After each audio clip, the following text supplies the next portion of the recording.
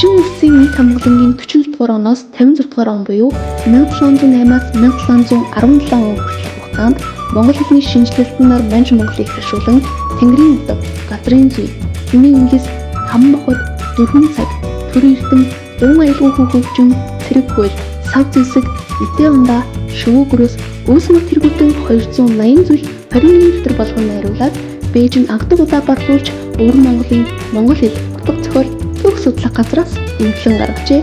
Энэхүү орнигтын тайлбар тал нь 13,000 гаруй толгой мөртэй бөгөөд орчин цагийн монгол хэлний ууган тайлбарлах болдог.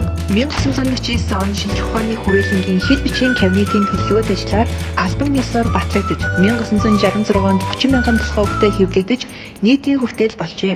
Мануул монгол хязгаарын өөртөө засах орны тэргүүн дамцаг донор ноён оржирж тэргүүтээ 10 гаруй эрдэмтдийг шалгалт хаалганд өрн цуглуулж монгол хэлний томоохон тайлбартай зохиолох даалгавар өгснөөр энэхүү талыг 1940-43 онд найруулан гаргасан.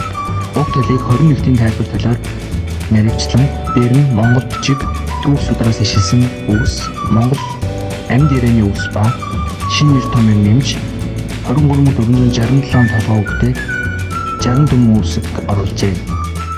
Бичиг үсгийг олон хэлбэрээр зааж сургах хэрэглээ ихсэж байгаа өнөө үед бүх нийтэд зориулсан кирилл монгол бичгийн хадмал талны хүрэлцээ батмаг байжээ.